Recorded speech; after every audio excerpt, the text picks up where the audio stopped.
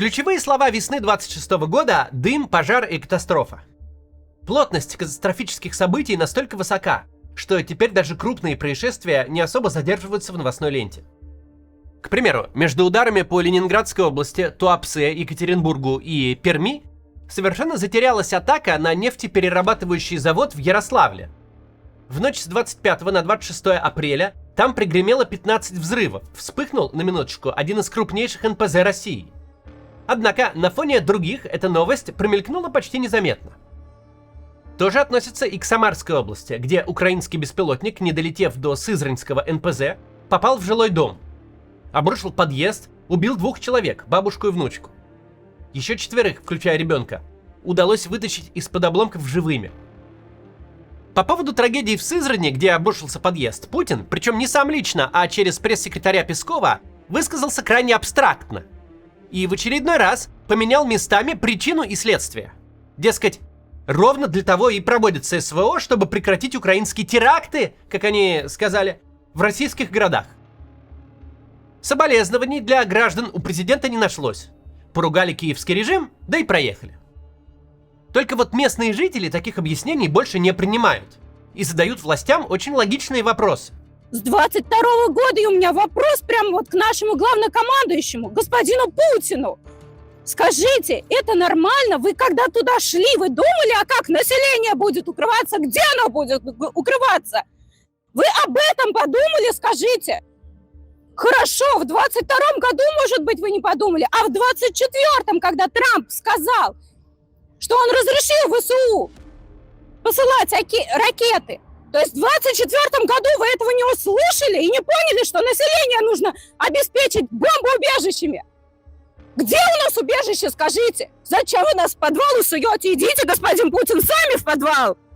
И господин Федорищев пусть идет в подвал. В обычный, там, где крысы и мокро. Идите там и прячьтесь. Всеми чиновниками вместе. Сегодня поговорим, что происходит в России и какие реакции по этому поводу в стране возникают. Ну и обсудим предложение о перемирии на 9 мая. Перед тем, как перейдем к обсуждению, напомню, что если у вас тормозит ролик или, в принципе, не работает в России интернет, в описании вы найдете разные способы, как ускорить его работу. В том числе и бесплатные. Мы постоянно их актуализируем и тестируем разные варианты. Там есть и платные, и среди них обратите внимание на Blank VPN, он вверху у нашего рейтинга стабильно. А спонсирует наш гайд сервис mCard. Это криптовалютная альтернатива зарубежным банковским картам. Пополняются они криптой или через СБП. Ссылка также в описании.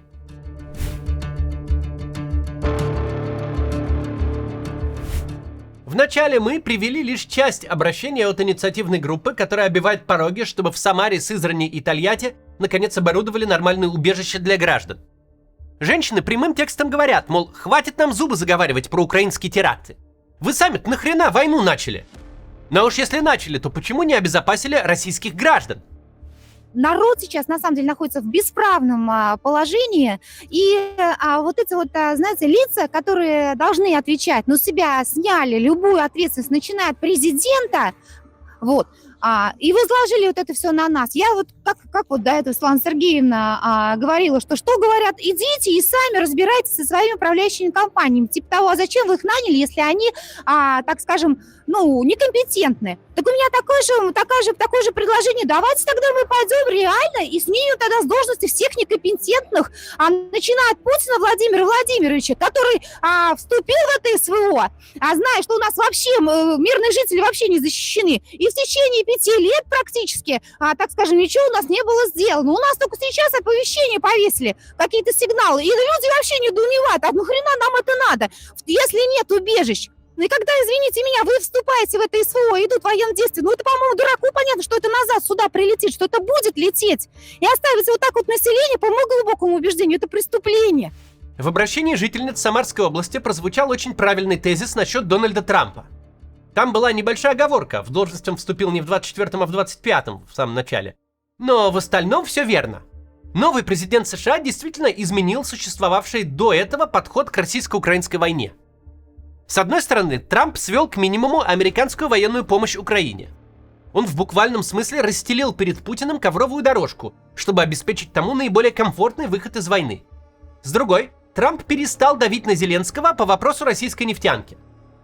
Администрация Джозефа Байдена, в отличие от Трампа, опасалась непредсказуемых последствий для мирового рынка нефти, и поэтому требовала от Украины остановить удары по российским НПЗ и крупным топливохранилищам, угрожая в случае неповиновения свернуть военную и финансовую поддержку. Трамп же эту поддержку сократил до минимума и так, но и ограничения на удары тоже снял. Сразу выяснилось, в России НПЗ защищались одним лишь Байденом. Перед Путиным встал простой и понятный выбор. Или прекратить войну и на весьма выгодных условиях, которые предложил ему Трамп, объявить себя победителем и на этом успокоиться, или воевать за счет нефтяных доходов, прекрасно осознавая, что противник будет атаковать НПЗ. И раз выбор, хоть и тупой совершенно, но был сделан в пользу продолжения войны, логично было НПЗ как-то обезопасить. Сделать все по учебнику. Защитить стационарными, мобильными и переносными зенитно-ракетными комплексами, малокалиберной зенитной артиллерией, многоствольными пулеметными установками, накрыть объекты сетками и открыть защитные каналы, чтобы в случае попадания нефтепродукты не растекались неуправляемым образом. А для людей, живущих в городах, где есть НПЗ, оборудовать убежище. Но выбирая между двумя вариантами, хорошим, учитывая обстоятельства, то есть закончить войну, и плохим, то есть воевать дальше, Путин выбрал катастрофически тупой. Продолжать воевать, но так, будто неприятель — это такая мишень из бумаги, которая не сможет выстрелить в ответ. А каждый раз, когда оказывается, что все на деле иначе, отмалчиваться или изображать оскорбленную невинность и называть случившееся не весь откуда взявшимся терактом. По словам помощника Путина Юрия Ушакова, вчера российский лидер в разговоре с Трампом как раз нажаловался на Зеленского. Мол, тот занимается, значит, терроризмом.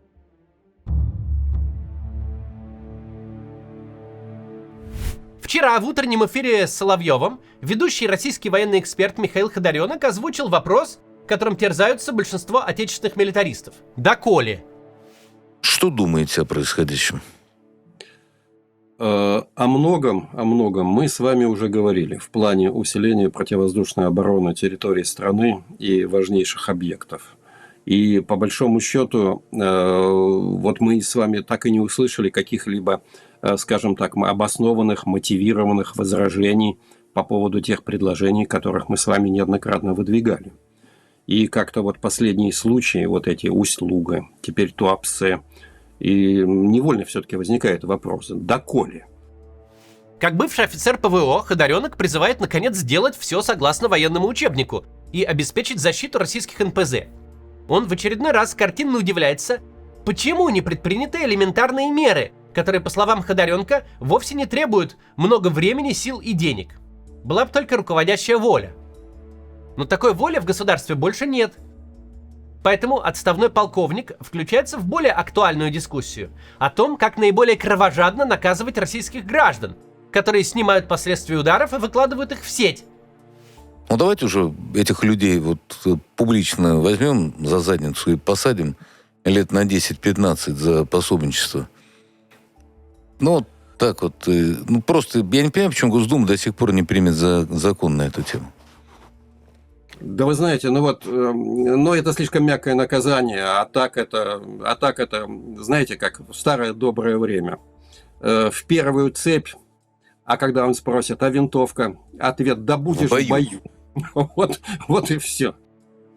Любопытно, что когда-то давно Ходоренок ругал императора Александра II, ведь тот положил десятки тысяч солдат в войне против Турции. Мол, оно того не стоило. Даже при том, что Российская империя тогда сумела победить в течение 11 месяцев. Сейчас же, на 5-м году бессмысленной абсолютно войны с Украиной, отставной полковник вместе с Соловьевым рассуждает, как ради демонстративного наказания следует убивать российских граждан в штрафных ротах и мясных штурмах. Вот найти сволочей и посадить, и на много лет. Вот штрафная рота, деревянная винтовка и в атаку вперед. Оригинальные призывы публикует коллега Соловьева Анастасия Кашеварова. Она возмущена благодушием главы Роспотребнадзора, который не видит никакого риска для здоровья жителей Туапсе. Кашеварова пишет следующее. Вы должны трубить о том, что ВСУ, эти киевские ушлепки, создают экологическую катастрофу. Они воюют с мирными. Эта катастрофа может отразиться и на других странах. Но вы говорите, все нормально. Бейте дальше наших людей. Кашеварова не уточняет, кто именно должен трубить и в какие именно международные инстанции следует жаловаться на действия ВСУ. Она пишет: в Туапсе мазутные дожди, столб черный от горения нефтепродуктов на несколько километров, нефтепродукты ушли в почву, в воду и в воздух, флора и фауна гибнет, повышена концентрация бензола в воздухе. Ну, в общем, так и есть. Однако из этого поста совершенно не ясно. А кто же должен заступиться за жителей? Джозеф Байден, что ли? Нетрудно догадаться, что на фоне безрадостных событий часть Z-благосферы по старой уже традиции упражняется в людоедстве. Но людоедство это в формате бессильной злобы. Z-авторы то ли грозят небу кулаком, то ли воюют из-под шконки, требуя немедленно и не пойми откуда достать несколько новых авиадивизий, чтобы провести ковровые бомбардировки украинских городов. А также запустить по Украине 100 тысяч крылатых ракет, миллион дронов, вдарить орешником и расчехлить, наконец, звезду смерти. Они себя убеждают, будто у Путина она есть, но из христианского смирения тот воюет лишь в четверть силы, подставляет другую щеку и великодушно жалеет неприятеля. А надо бы, мол, и не жалеть. Однако коллегам по Z-лагерю на этот счет весьма эмоционально, но по делу, отвечает другой военблогер и картограф-любитель Анатолий Радов. В связи с Туапсе глянул комменты на некоторых каналах. Разумеется, снова та же система. Как заебало это миролюбие Путина. Надо перестать воевать в полсилы. Это все договорники. Мы не воюем во всю силу. Так вот, давно хочу ответить по поводу «воюем в полсилы». Мы уже давно воюем в полную силу. И даже на пределе возможностей. Единственное, что мы еще не применяли и что могло бы усилить нашу позицию – мобилизация примерно на 1 миллион человек – или применение ядерного оружия. Все, остальное уже давно задействовано. Поэтому нет никакого миролюбия, нет никаких договорников, нет никаких вполсилы. Воюем на пределе сегодняшних возможностей. Хватит уже хуйню всякую повторять. Правда, днем ранее Радов опубликовал весьма оптимистичный пост с актуальной картой военных действий. По его данным, российская армия сумела продвинуться и теперь контролирует уже половину Малой Токмачки. Но у путинской системы беда явно в другом. Та же самая российская армия больше не контролирует свою столицу.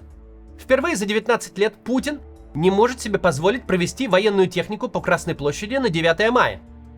И не потому, что начальство вдруг прислушалось к либералам и пересмотрело протокол, ведь современным танкам и пусковым установкам не место на празднике Победы. И не потому, что бронемашины сейчас нужнее на фронте, а поэтому парад обойдется без них. Песков говорит, не таясь, наземной техники на параде не будет из-за террористической, как он говорит, угрозы со стороны Украины. То есть на 5-й год войны ВСУ диктуют Путину, как проводить главную церемонию года в столице государства. Со слов Ушакова, вчера Путин в разговоре с Трампом заявил о своей просьбе объявить на 9 мая временное прекращение огня. И да, даже самое короткое перемирие лучше, чем его отсутствие. Однако в данном случае важно обсудить контекст. 2 недели назад Путин, изобразив христианское великодушие, объявил 32-часовое перемирие на Пасху. В тот момент он сделал это из позиции силы. Мол, я поставил войну на паузу, потому что я так захотел, потому что могу. В свою очередь, Киев сразу предложил сделать то перемирие бессрочным. И если бы Путин согласился, не было бы ни одного из 3 ударов по Туапсе, не было бы трагедии в Сызрани, не случился бы прилет по Екатеринбургу или черного неба над Ярославлем, и Пермью тоже не было бы. Уже 2 недели, как было бы затишье, и никто никуда бы не стрелял. Да, могли бы быть отдельные стычки на линии фронта, ведь у большой войны есть инерция, но локальные инциденты постепенно сошли бы на нет. На Пасху у Путина была идеальная возможность закончить войну, после чего он мог пожать руку радостному Трампу, договориться с ним о снятии санкций с российской нефти, ведь из-за Ирана Трампу самому нужно, чтобы та текла не в Черное море, а на международный рынок. Путин мог бы много чего еще выторговать и для себя, и для страны, если бы хотел, конечно. И никто от него не требовал бы сдать какие-то захваченные территории, об этом давно уж речи нет. Но Путин продлевать пасхальное перемирие не захотел, отказался. Теперь он и сам, и через Пескова жалуется, что его, понимаешь, терроризируют ВСУ. И предложение прекратить огонь на 9 мая в таком контексте выглядит иначе. Как просьба. Дайте мне, мол, провести парад, хотя бы в усеченном виде. Как-нибудь быстренько и без техники, только не бейте. Выглядит такая просьба беспомощно. И это бессилие отлично считывается гражданами внутри страны. Сейчас атаки происходят уже не только в приграничных регионах, а фактически по всей стране. И никто людям, даже находящимся рядом с этими НПЗ, не помогает. Поэтому, если вам нужно временное жилье, чтобы где-то переждать эти события, или, может быть, вы готовы внутри России предоставить такое жилье кому-то, кому нужно выехать на время, то ссылки в описании, вы там можете разместить и предложение, и запрос. Ну вот, на сегодня все. До завтра. Это безобразие. И я считаю, что нам, как народу, прежде всего, нужно понять, что мы здесь власть. Мы по 3 статье Конституции. И вообще, мы здесь граждане, мы по принципу мы здесь хозяева в этой стране. Мы их наняли. Мы наняли президента. Мы наняли всех этих губернаторов. Мы всех глав и мэров. Мы наняли. Ну так, по закону устроено.